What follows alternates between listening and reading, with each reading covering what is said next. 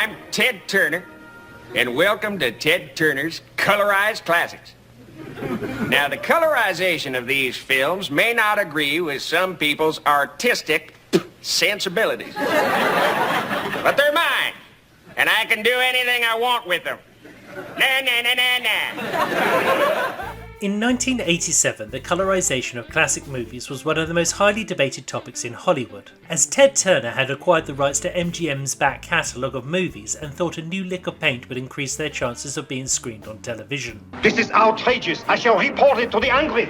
Ted Turner and other rights holders arguing that if the films belong to them, then they can do with them what they so wish. And legally, yes, that is the case. This ruffled the feathers of several filmmakers who had shot black and white for artistic reasons rather than due to a limitation of the form. And one of Wells' last wishes, it said, was, please do not let Mr. Ted Turner put his coloring crayons to my greatest creation. Well, Mr. Turner decided that he would like to do that. Mr. Turner actually got the process underway. He had second thoughts. He had his attorneys look back at Wells' original contract, and there was a phrase in there, Wells shall deliver a black and white motion picture of a certain duration. They had second thoughts, so only the final reel of Cain was colorized and went to the vaults and was never seen. 3 movie directors went to Capitol Hill on Tuesday, May 12, 1987 to testify at a Senate subcommittee hearing. Now, you might get the impression from all this that I'm against the colorization of black and white films, but believe it or not, you'd be wrong. If a movie director wishes his film to be colorized, then I say by all means let him color it. If he prefers it to remain in black and white, then it is sinful to force him to change it. If the director is not alive and his work has been historically established in black and white, it should remain true to its origin. The presumption that the colorizers are doing him a favor and bettering his movie is a transparent attempt to justify the mutilation of art for a few extra dollars. The colorizers will tell you that it's proven no one wants black and white, but this is of course not true, and if it were, if audiences who have grown up on mindless television were so desensitized that a movie like It Happened One Night, which has been delighting people in black and white for generations, now had to be viewed in color to be appreciated, then the task would be to cultivate the audience back to some level of maturity rather than to doctor the film artificially to keep up with lowered tastes. Woody Allen opened with a speech which placed the director's intent front and centre of the debate, having at this time directed 4 movies shot entirely in or largely in black and white himself: Manhattan, Stardust Memories, Zelig and Broadway Danny Rose. A large number of American movies are classics both at home and all over the world. Thinking they were making popular entertainment, American filmmakers have produced numerous motion pictures that are considered genuine works of art comparable to fine literature, painting and music. But the colorizers have no regard for the men who made these movies, and when a great American director like John Huston says he doesn't want his superb mystery, The Maltese Falcon, made into a color movie because that makes this hard-boiled Bogart film silly-looking, they couldn't care less what Huston wants. The colorizers also tell us that a viewer can simply turn off the color and see the film in black and white. The fact that the man who made the film wants no one at all to see it in color means nothing to them. Finally, they say we live in a democracy and the public wants these films in color.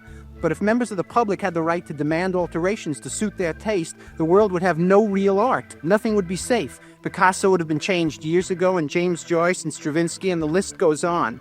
The example of John Huston, incidentally, is particularly meaningful to me because the aesthetic differences between color and black and white is a subject that hits home in my own work. In an era of almost exclusively color films, I have chosen on a number of occasions, even fought for the privilege of telling stories with black and white photography. Indeed, the different effect between color and black and white is often so wide it alters completely the meaning of scenes. If I had portrayed New York City in color rather than black and white in my movie Manhattan, all the nostalgic connotations would have vanished. All the evocation of the city from old photographs and films would have been impossible to achieve in glorious Technicolor.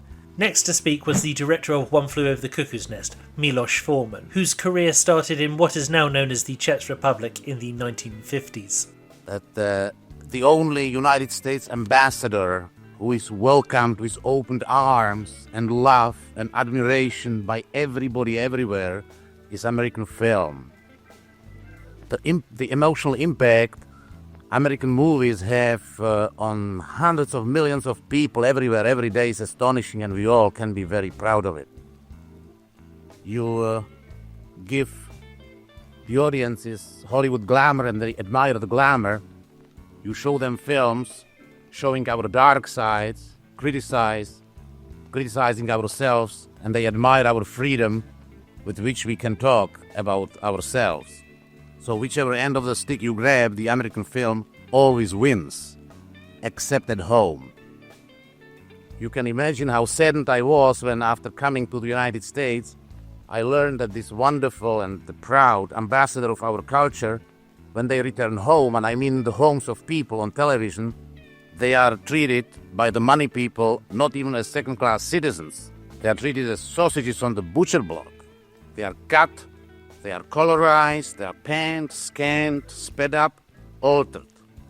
And I myself learned it the hard way. I made a musical for United Artists, which was sold to 115 syndicated stations all over the country in the United States, with 9 entire musical numbers cut out and numerous little cuts here and there throughout the whole film. But interesting thing, my name was still on it. The film was still sold to the audiences for profit as an original, as a Milos Forman film.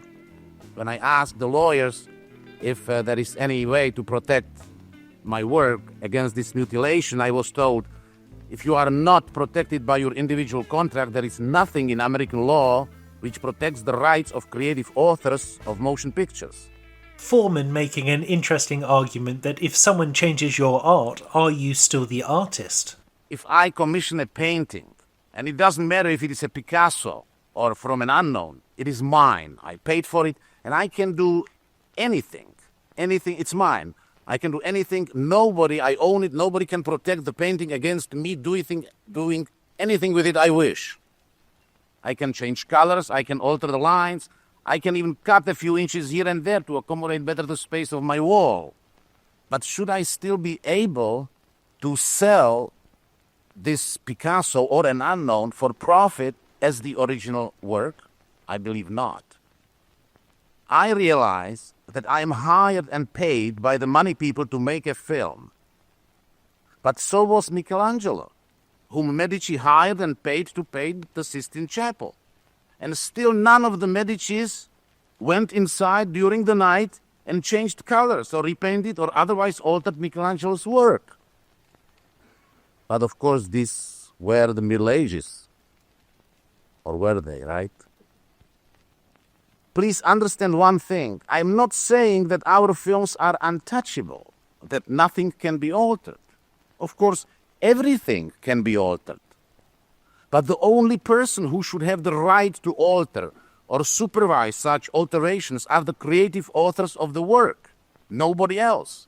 Because otherwise we are leaving the civilized world and we are entering the jungle. For example, if we decide that colorization without the approval of the creative authors is permissible, because colorization changes neither the story, nor the characters, nor the original negatives of the film, leads immediately to interesting ideas, which Woody came up to the same one. Why not jazz up a little bit the music in Gone with the Wind? Kids are today heavily in heavy metal, so let's replace the soundtrack with electric guitars and drums. That will also not change neither the story, nor the characters, or the original negatives. And where it will go from there? Because technological progress will not stop. Who knows what will be possible with the visual and audio elements of the film tomorrow? It's like Milos Forman knew AI was coming. Last to speak was Sidney Pollack, whose only black and white movie was Slender Thread, but he also directed one of the best comedies of all time, Tootsie. But movie directors also alter the work of other artists, do they not? I'm thinking of John Huston's famous film, The Maltese Falcon. Certainly, we would all agree, an absolute classic. But he changes the ending from the book. In Dashiell Hammett's 1929 novel has a different ending than John Huston's 1941 movie, The Maltese Falcon. What about that? Senator Leahy, we're perfectly in agreement with that kind of work. That's considered a new work. We say and credit it as a film based on a novel. I don't think anyone here would have an objection, they might if it didn't turn out well, of someone making a novel based on one of our films. As a matter of fact, movie studios constantly commission novelizations of films, and oftentimes they sell quite well. The movement from novel to film to play to comic book to ballet to symphony and back through that parade is perfectly acceptable to us. What is not acceptable to us is taking the book, The Maltese Falcon, rewriting pages of it, and saying that we've improved it without the consent of the author. That's a completely different thing than buying the rights from the author and saying we're going to make a motion picture based on this book. Again, a good point from the director. And I'm sad to note that is exactly what has happened to the works of Roald Dahl and P.G. Wodehouse in the 21st century, both of whom are considered to be masters of their craft. I have, in my own film career, attempted to make films often out of novels, and in many cases have had to, for one reason or another, change either details or overall concepts about it. But there's no subterfuge about it. There's no sense that I'm in any way accrediting this to the original author. I'm taking the responsibility now for creating a whole new work. And in that new work, as I said before in my testimony, I have to make new choices too. So I don't feel that it is the same, Senator. Well, then what if we took again the black and white movie, release it in a color version, and sit on it based on the movie such and such? You would have to get new actors, or you'd have to write a new screenplay, or you'd have to redirect it. You can't take I wouldn't take the pages out of the Malamud book and cut them out and paste them into the script. I mean, you just can't do that. At least I've hired a screenwriter. I've started a whole new work. And you'd have to do the same with a film. I don't have any objection, by the way, with the colorizers doing that. If they want to make a brand new version of a Technicolor movie of any of the old black and white movies, that becomes a new work. But not the original version. You can't take the original version and just dip it in a vat of paint and say, you just can't do it. It's an alteration and a violation of the original author's work. The public's taste for colorized films went away, I think mainly because how bad it looked. But in modern times, the penchant for changing art has returned. In a recent broadcast of Breakfast at Tiffany's on UK's Channel 5, they removed Mickey Rooney's character completely and rendered the film incoherent. Could an argument be made that the marketplace itself is going to settle these issues? That a Woody Allen or a Milos Forman or Sidney Pollack or anybody else might say if they're going to direct a film, they're going to write into the contract and say, you ain't going to change it. Unless, I agree, you're not going to change it for another medium. You're not going to change it for showing on an airline. You're not going to change it showing on television. You're not going to change the soundtrack. You're not going to change the type of sound. You're not going to change it from black and white to color or color to black and white. Why couldn't that just be something that will eventually be handled in the marketplace? Well, to some degree it's handled in the marketplace, but the issue is much deeper than that. There are some directors that can control their work, and they're very fortunate. It's a very hard fight, and very few really have the clout to have complete control over their films. It's a very difficult fight. There are many directors that don't have that power and will never have it, and there are some that are deceased and their films exist. And this is a very strong moral issue that's raised here. It isn't just an issue that's okay in the marketplace because those directors that have enough success financially can dictate terms in their next contract. The issue is large enough so that there should be an overriding principle that everyone adheres to that takes into account what's justifiable and what's not, and that is the protection and the respect given to American artists in any medium. If you would like to support me in my efforts to stay independent, then you can send me a one-time donation at Ko-Fi. There's a link in the description below for your ease, and thanks in advance. I'm Scott Kingsnorth, and I'm making a movie.